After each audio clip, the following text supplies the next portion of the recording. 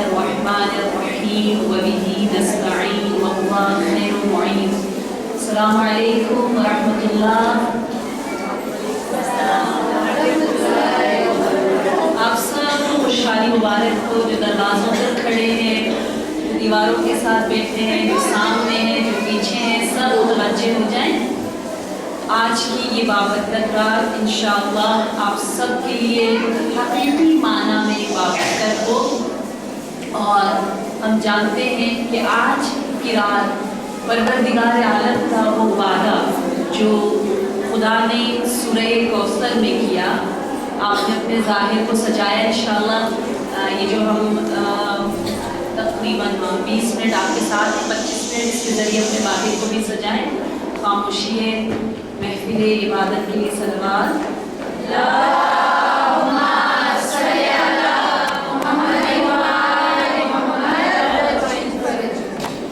خدا نے وعدہ دیا تھا نا نبی کو، اور کہا تھا اعوذ باللہ من الشیطان الرجیم بسم اللہ الرحمن الرحیم انا اعطیناک الکوثر، کہ اے میرے حبیب میں تجھے بہت ہی عظیم تحفہ دے رہا ہوں، اور وہ تحفہ ہے خیر کثیر، ایک بابرکت نسل۔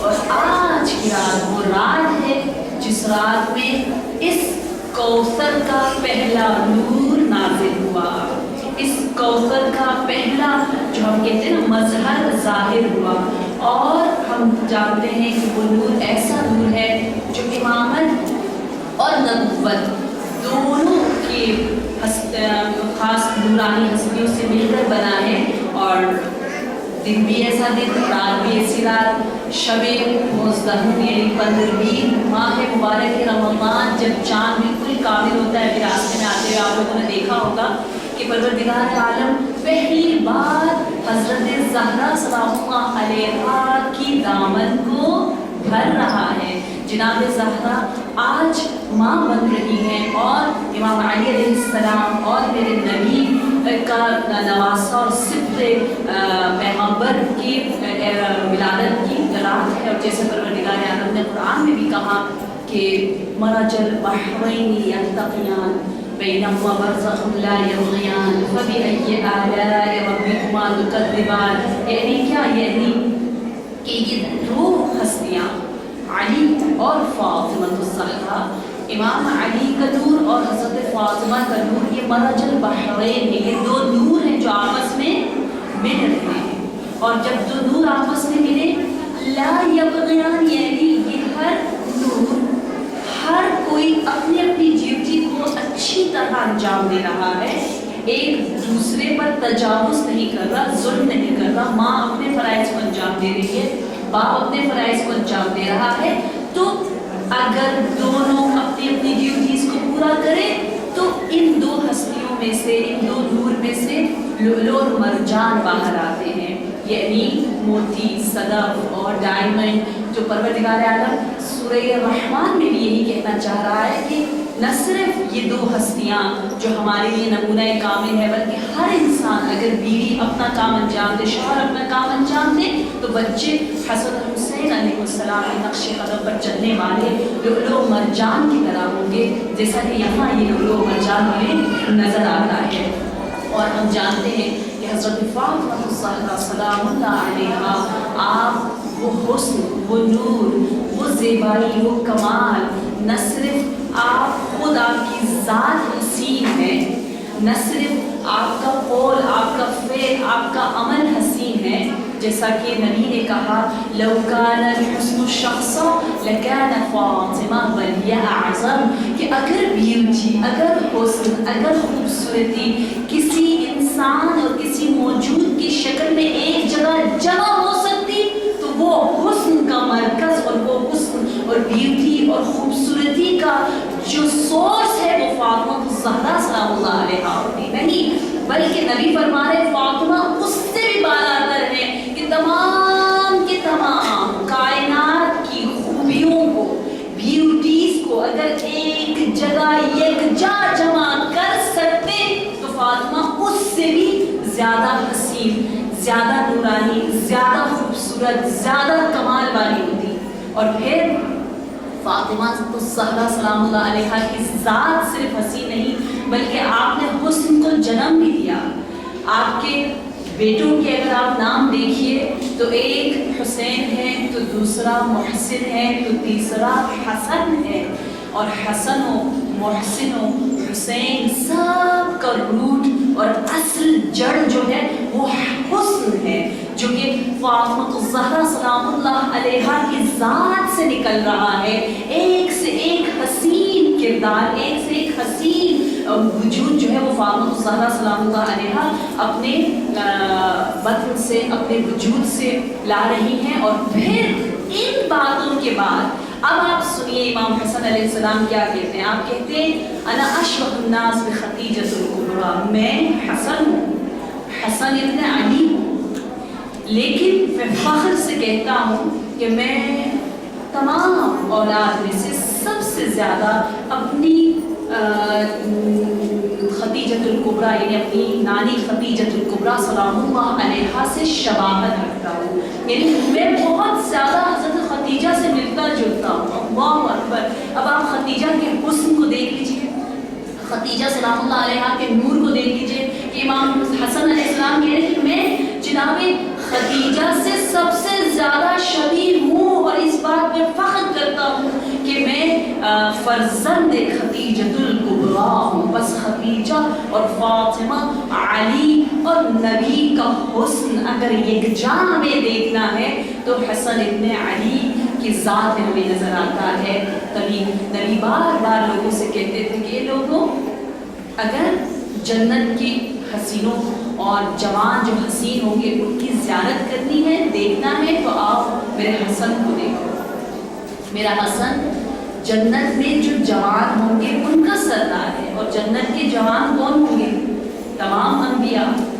جب کہتے ہیں الحسن والحسین سیدہ شباب اہل جنہ، شباب اہل جنہ میں کون ہے؟ یہ آپ نے کبھی سوچا ہے؟ کیونکہ کوئی بھی وہاں برا نہیں ہوگا. میں بار بار یہ بات آپ کو بتاتی رہی ہوں، جہاں انبیاء ہوں گے، جہاں معصومین ہوں گے، وہاں امام حسن حسین علیہ السلام کے بارے میں ہے کہ وہ ہستی، وہ ذات جو ہے وہ سید ہے، سردار ہے، سرور ہے تمام اہل جنت کے لیے. اب ہم دیکھتے ہیں کہ ایسی حسین ذات، ایسی خوبصورت ذات حسن ہے، اتنا حسین وجود ہے، لیکن لوگوں نے کتنی توہین کی. علی کی بیٹی کی، زہرا کی بیٹی کی، نبی کی نواسے کی، اتنی توہین کی، گالی دیتے تھے نا آ کر. لیکن امام حسن علیہ السلام بردباری کے ساتھ، صبر کے ساتھ، تحمل کے ساتھ، حلم کے ساتھ، آرام کے ساتھ تمام ان برائیوں کو پی جاتے تھے. والحلم الحسنیہ، آپ کا حلم بہت مشہور ہے کہ بروں کے ساتھ انسان کیسے اچھا رہے. آپ حق پر ہو، حلم اسے کہتے ہیں. آپ حق پر ہیں، سچ آپ کہہ رہے ہیں، سامنے والا جھوٹ بول رہا ہے، نمبر 1. نمبر 2، آپ کے پاس قدرت بھی ہے، طاقت بھی ہے، اگر آپ چاہیں تو طاقت استعمال کر کے بدلہ بھی لے سکتی ہیں. اس کے باوجود آپ سورہ نجم کی آیت پر عمل کرتے ہوئے جہاں خدا کہہ رہا ہے کہ اگر کوئی آپ کے ساتھ برا کرے، بہت برا کرے، اور آپ کاملی آرام سے اچھائی سے اس برائی کا جواب دیں، تو ایک عجیب سا انقلاب اور معجزہ ہوتا ہے. وہ دل بدل جاتا ہے، یہ کیمیائی عمل کرتا ہے. جیسے کہ شامیوں نے آ کر میرے امام کو بہت ہی ان کے ساتھ گستاخی کی، لیکن امام نے اتنے مہربانی سے کہا کہ مجھے لگتا ہے کہ تمہیں غلط فہمی ہوئی ہے، تمہیں جس چیز کی ضرورت ہے میں دینے کو تیار ہوں. مشہور بات ہے نا. امام نے الٹا ان سے پوچھا تو اس کا پورا وجود بدل گیا. کیوں؟ کیونکہ اس نے آج تک ایسا نہیں دیکھا تھا کہ اگر کسی کو گالی دے تو کوئی پیار سے جواب دے. ہم بھی اگر کسی کے ساتھ غصہ کریں تو ہمیں ہوتا ہے نا کہ شاید یہ بھی مجھے غصے سے دیکھے گا اور ایک جملہ بولے گا، لیکن اگر نہ بولے تو آپ ایک دم سے چونک اٹھتی ہیں. یہ کیسی موجود ہے، اس نے یہ کیا کیا؟ یہ ہے حلم اور صبر اور برائی کے مقابلے میں اچھائی سے جواب دینے کا نتیجہ. اور قرآن میں خدا نے کہا ہے کہ اگر تم برائی کا جواب اچھائی سے دو گے تو تمہارا بدترین دشمن تمہارا دوست بن سکتا ہے. یہ اللہ کا وعدہ ہے. کہ وہ تمہارے لیے ایک بہت ہی صمیمی، بہت ہی گہرا دوست بن جائے گا۔ تو ایک صفت ہم سب کو یہ لینا ہے۔ ہم سوچیں کہ کوئی ہے جو ہم سے ناراض ہو اور میں نے کسی کے ساتھ برائی کی ہو، ہے بہت سے ایسے لوگ جنہوں نے میرے ساتھ ظلم کیا، میں حق پر تھی، وہ غلط، اس نے غلط کہا، ٹھیک ہے، لیکن میرا دل نہیں چاہ رہا اس کو معاف کرنے کا، میں نے ریونج لینا ہے، انتقام تھوڑا سا کسی نہ کسی طرح لینا ہے۔ کیوں؟ کیونکہ ٹھیک ہے اس نے مجھے یہ کہا، لیکن اتنا بری طریقے سے کہا، اگر یہ نہ کہا ہوتا تو میں اس کو معاف کر دیتا۔ یہ اگر مگر جو ہم لگاتے ہیں نا، یہ سب میں نے بتایا ہمیشہ یہ شیطانی ہے، کہ اگر اس نے سب کے سامنے مجھے نہ کہا ہوتا، اگر اس نے میری ماں کی بے عزتی نہ کی ہوتی، اگر اس نے میرے بچوں کو یہ نہ کیا ہوتا تو میں معاف کر دیتی، لیکن کیونکہ اس نے ایسا کیا میں نہیں معاف کر سکتی۔ یہ جو ہم کنڈیشن لگاتے ہیں اور اگر مگر لگاتے ہیں یہ اسلامی نہیں ہے۔ ہاں ایک کنڈیشن اسلام نے کہا کہ اگر اس نے قرآن کی توہین کی ہے، اگر اس نے نبی کی توہین کی ہے، اگر اس نے اللہ کی توہین کی ہے جیسے سلمان رشدی نے کی ہے، تو پھر ہم معاف نہیں کر سکتے۔ وہ ایک اگر ٹھیک ہے، اس کے علاوہ باقی سارے اگر مگر لیکن ان سب کو انشاءاللہ آج امام حسن ابن علی کے صدقے سے، ان کے حلم کے صدقے سے تمام غصوں کو، تمام لاصبری جو ہم میں صبر نہیں، ان سب کے سب کو ہم دھو ڈالیں گے، کیونکہ حسن کہتے ہی ہمیں یہ احساس ہوتا ہے کہ ہم نجس ہیں، ہم ناپاک ہیں، اور ایک پاک نہر کے کنارے آئے ہیں اپنے آپ کو دھونے، طہارت سے مالا مال کرنے اور اس حسن سے اپنے وجود کو حسین کرنے کے لیے۔ یہ ہے حسن کا مطلب، یہ احساس ہمارے اندر ہو کہ آج میلاد ہے، خوشحالی کی رات ہے، میں خوشحال ہوں، میرا جسم و روح دونوں پاک ہونا چاہیے۔ جسم کو تو کر لیا، اب میں نے اپنے روح کو بھی انشاءاللہ پاک کرنا ہے، کسی وسوسے کو نہیں سننا، اور جیسے امام حسن کے ویسے بننے کی کوشش کرنی ہے۔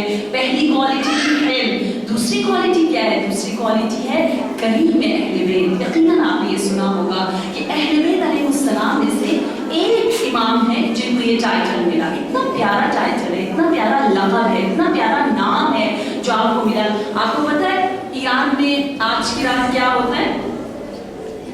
آج کی رات کیونکہ انہیں پتہ امام حسن علیہ السلام بہت مہربان تھے، آپ کا دسترخوان بہت مشہور تھا کہ خدا نے آپ کو دیا تھا، تو آپ نے ایک پورا، جیسے امام رضا کا دسترخوان نہیں آپ ملاتے کھانا کھاتے ہیں، وہ تو بہت چھوٹا، اس سے بھی بڑا آپ کے پاس ایک پوری ڈائننگ ٹیبل، اس زمانے کا سفرہ موجود تھا، اور کھلاتے تھے اور دیتے تھے، اور اتنا آپ دیتے تھے کہ دیکھنے والے حیران رہ جاتے تھے کہ اے علی کے بیٹے اتنا کیوں دے رہے ہو، شرمندہ ہو کر کیوں دے رہے ہو۔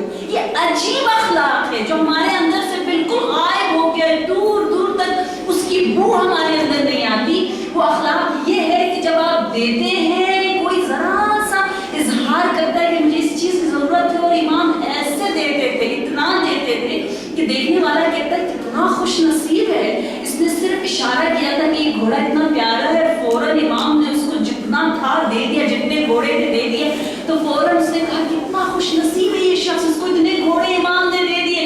امام نے کہا نہیں، اس کو نہ کہو خوش نصیب ہے، خوش نصیب تو میں ہوں کہ یہ میرے پاس آیا، اس نے کچھ مانگا، کیونکہ مانگا مجھے دینے کی توفیق ملی، میں ہوں لکی، میں ہوں خوش نصیب، مجھ پر ناز کرو، میں دے رہا ہوں، مزہ میں لے رہا ہوں، وہ تو صرف اور صرف وہ چیز لے رہا ہے، میرے اندر جو لذت ہے، جو مزہ ہے، جو انجوائمنٹ ہے، وہ خدا جانتا ہے مجھے کتنا مزہ آ رہا ہے دیتے ہوئے۔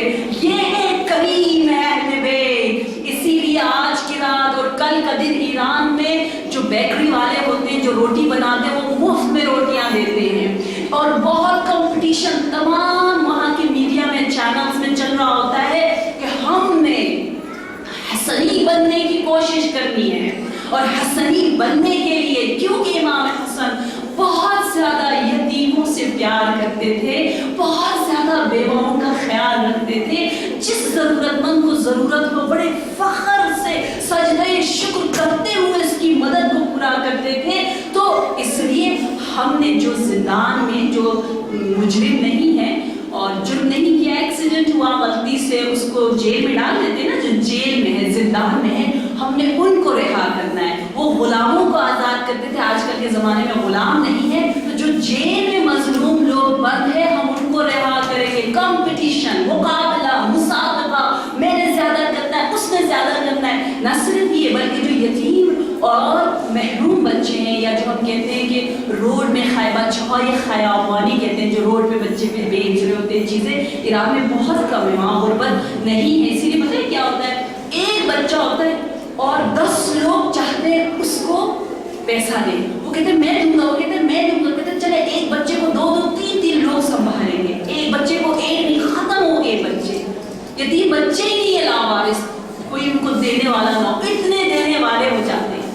اور ہر کوئی کہتا ہے میں نے زیادہ دینا ہے, میں نے زیادہ خیال رکھنا ہے. یہ صفت, یہ کوالٹی, یہ ہے, یہ کریم اہل بیت ہونا جو ہے, یہ ہے صحیح معنی میں حسنی ہونا. اور یہ ہمیں بہت زیادہ امام حسن علیہ السلام کی زندگی میں ملتا ہے. آپ کہتے ہیں کیسے ہو سکتا ہے کوئی آ کے مجھ سے کچھ بھی مانگے, وقت مانگے, پیسہ مانگے, علم مانگے, محبت مانگے, ٹائم مانگے, کچھ بھی مانگے اور میں اس کو نہ دوں, اور میں پھر اللہ کے سامنے وہ خدایا میری دعا کو مستجاب کر, کس منہ سے میں کہوں, میں کسی کو رد کروں اور میں چاہوں خدا مجھے رد نہ کرے. بار بار یہ لنک آپ اپنا اور اللہ کا دیکھتے تھے اور کہتے تھے کہ کسی بھی انسان کی کسی بھی خواہش کو پورا کرنا 1 مہینہ مسجد نبوی میں اعتکاف کرنے سے بہتر ہے.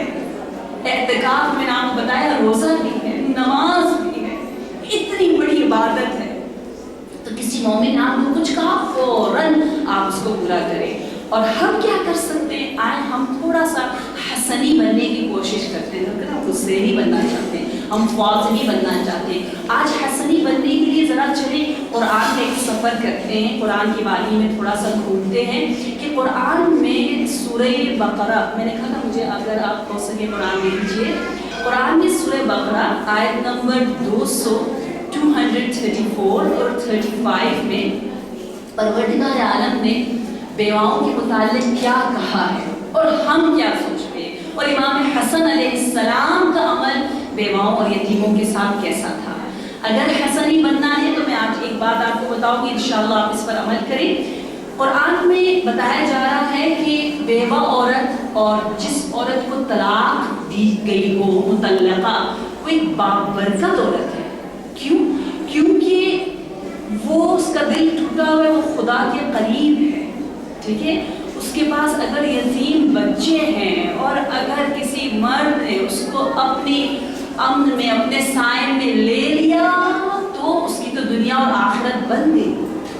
بہت برکت, رحمت اس عورت کو, جو عزت, احترام جو اسلام نے دی ہے. یہ ہادی ٹی وی میں یہ سارے پروگرامز اور اس ٹاپکس میں میں بول چکی ہوں, جنہوں نے سنا ہو کہ کس نگاہ سے اسلام ایک بیوہ عورت کو دیکھتا ہے اور ایک طلاق شدہ عورت کو دیکھتا ہے. وہ بہت اچھی ہے, وہ بہت خوبصورت ہے, کتنی خوشخبریاں دیتا ہے اور کتنی امیدیں دیتا ہے, اور اپنے آپ سے کتنا قریب انہیں سمجھتا ہے. چلے میں آپ کے سامنے ہی اچھی طرح اس آیت کو پڑھتی ہوں تاکہ آپ لوگ بھی گھر جا کے پڑھیں اور آپ کو یقین حاصل ہو کہ یہ کیا کہہ رہا ہے قرآن اور ہم لوگ کہاں. آیت نمبر 230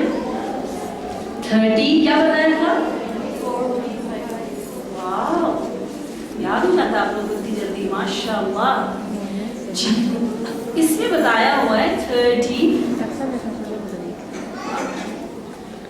وَالْأَعُوذُ بِاللَّهِ مِنَ الشَّيْطَانِ الرَّجِيمِ, یہ آیت آپ کے سامنے. وَالَّذِينَ يُتَوَفَّوْنَ مِنْكُمْ وَيَذَرُونَ أَزْوَاجًا يَتَرَبَّصْنَ بِأَنفُسِهِنَّ, وہ تم میں سے جو لوگ مر جاتے ہو اور تمہارے پیچھے ان کی بیویاں رہ جاتی ہیں تو وہ عدہ رکھیں. عدہ کتنا ہے؟ 4 اشہر و 10. عام طور پر عدہ 3 مہینے کا ہے تقریباً, لیکن جب شوہر مر جائے تو عدہ 4 مہینے اور 10 دن کا ہے. کیوں؟ کیونکہ 3 مہینے تو ہے ہی ہے, یہ جو 40 دن ایکسٹرا ہے وہ اس احترام کی وجہ سے, وہ 40 دن کیونکہ وہ مرا ہے سوگ کی وجہ سے, غم کی وجہ سے. کتنا پیارا اسلام ہے, کتنی باریکیوں کو اسلام دیکھتا ہے, کتنے غور سے دیکھتا ہے. اور یہ 4 مہینے سے زیادہ نہ ہو, ٹھیک ہے نا, 4 مہینے 10 دن سے زیادہ نہ ہو. اگر حاملہ ہے تو ہمیں پتہ ہے کہ وہ پریگننٹ ہے, تو جب تک بچہ نہ جنے اس وقت تک اس کا عدہ ختم نہیں ہوتا. لیکن اگر پریگننٹ نہیں ہے تو 4 مہینے 10 دن تک بیوہ عورت کے لیے کیا ہے, عدہ ہے. اور پھر اس میں لکھا ہوا ہے فَإِذَا بَلَغْنَ أَجَلَهُنَّ فَلَا جُنَاحَ عَلَيْكُمْ فِي مَا فَعَلْنَ فِي أَنفُسِهِنَّ بِالْمَعْرُوفِ. جب بھی طلاق اور وفات کے عدے اور احکام کا ذکر آتا ہے, معروف کا لفظ, صباحاً جمیلاً کا لفظ قرآن میں سب سے زیادہ نظر آتا ہے. یعنی نیکی کے ساتھ, تقوی کے ساتھ, خوف خدا کے ساتھ, خوب اچھے ہو. ایک مرد کو بار بار قرآن کہہ رہا ہے اللہ سے ڈرو, اللہ سے ڈرو, اللہ سے ڈرو. طلاق دینا ہے تو نہایت احترام اور پیار اور محبت کے ساتھ, کیونکہ نہیں بن رہی, کچھ حل نہیں مل رہا, آخری راستہ اگر جدائی ہے, اگر طلاق ہے, وَصَرِّحُوهُنَّ صِرَاحًا جَمِيلًا. اتنا پیارا ہے اسلام. میں صدقے جاؤں ان آیات کے اوپر کہ اگر جدا بھی کرنا ہے نا, اگر الگ بھی کرنا ہے تو پیار اور احترام اور جمیل اور حسین انداز سے, بہت عزت کے ساتھ. کیونکہ نہیں بن رہی, ٹھیک ہے, عقل سے سوچا, ٹھیک ہے, اس بہتری یہ ہے کہ آپ الگ ہو, میں الگ, ہم دونوں نئی زندگی شروع کرتے ہیں, اس کے علاوہ کوئی چارہ نہیں ہے. اگر ٹھیک, تو اتنا پیارا اسلام ہے. لفظ معروف مینز نیکی کا لفظ بہت زیادہ اسلام میں آتا ہے. یعنی کہ اگر عدہ ختم ہوا, عدے کے دوران جو ہے صرف غیر ضروری کام کے لیے عورت باہر نہیں جا سکتی اور بہت زیادہ بناؤ سگا نہیں کر سکتی. جیسے عدے کا وقت ختم ہوا فوراً اس کو اپنی نارمل لائف شروع کرنی چاہیے. وَلَا جُنَاحَ عَلَيْكُمْ فِي مَا عَرَّضْتُمْ بِهِ مِنْ خِطْبَةِ النِّسَاءِ. اس کے بعد بتا رہے ہیں کہ اب جب کہ عدے کا وقت ختم ہو گیا, اب منگنی کے آداب, عدے کے دوران بھی, عدہ ابھی رکھ رہی ہے نا عورت, صحیح ہے, شوہر میرا ابھی عدے میں ہے, پروپوزل آنے شروع ہو جانے چاہیے. اسلام کے قرآن کے آیت نمبر 235 پڑھیں. ہم ہندو کلچر میں کہتے ہو, میں کہتی ہوں, میں نے جب کسی کو سنا کہ ہے اس کا شوہر مر گیا ہے اور 6 مہینے ہو گئے ابھی تک اس کی شادی نہیں ہوئی, میں حیران ہو گئی. کیونکہ ہمارے کلچر میں ایسا ہوتا ہی نہیں ہے. 6 مہینے ہو گئے, شوہر مر گیا, اس بیچاری کا کوئی پروپوزل نہیں آیا ہے تو اس نے شادی نہیں کی. کیوں؟ یہ سیرت نبوی کے خلاف ہے, یہ حسنی ہونے کے خلاف ہے. آپ کو پتہ ہے امام حسن علیہ السلام اور ہمارے نبی نے ایک خواتین کی, مثلا اسماء بنت امیس کی 4 شادیاں کروائی, کیونکہ ایک شوہر شہید ہوا, دوسرا شوہر جو ہے وہ مثلا ایمان کی طرف نہیں آیا.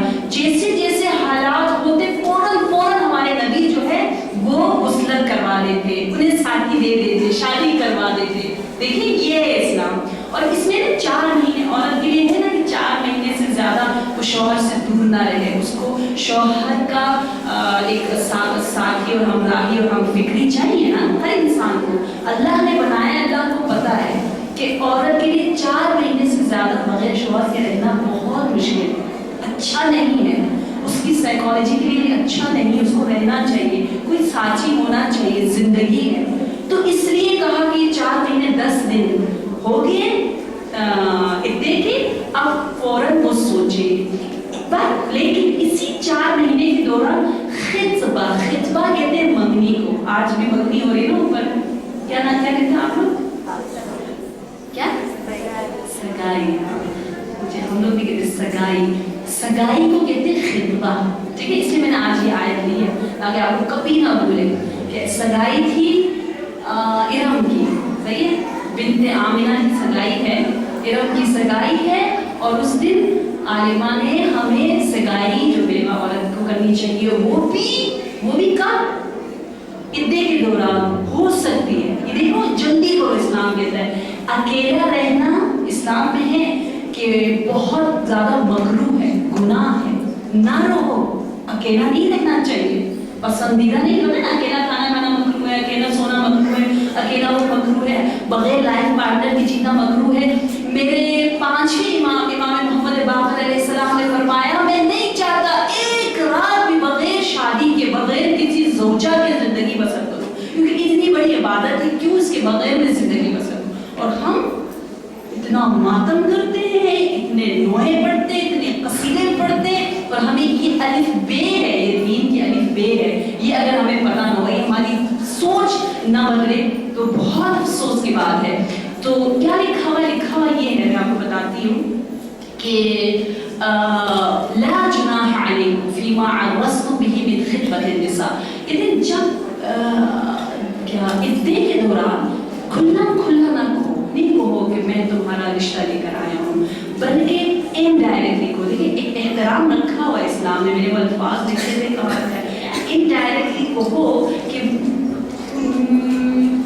تم سے زیادہ تمہیں کون پسند نہیں کرے گا، مثلا ایسا جملہ، ٹھیک ہے نا، یا میں تمہارے ساتھ زندگی گزارنا چاہتا ہوں، ایسے جملے سے وہ پرپوز کر سکتا ہے، رشتہ لا سکتا ہے، کیا کہتے ہیں آپ اس کو، رشتہ مانگ سکتا ہے، ٹھیک ہے نا، پرپوز کر سکتا ہے، خواستگاری کر سکتا ہے۔ یہ لکھا ہوا ہے کہ عرض تم کرو، اظہار کرو اس کا، اور اکننتم فی انفسکم، اور عورت بھی کہ ٹھیک ہے انشاءاللہ میں اس سے شادی کروں گی، اور یہ دل میں یہ بات ارادہ رکھے تو بالکل صحیح ہے، اچھا ہے، ہونا بھی ایسا چاہیے۔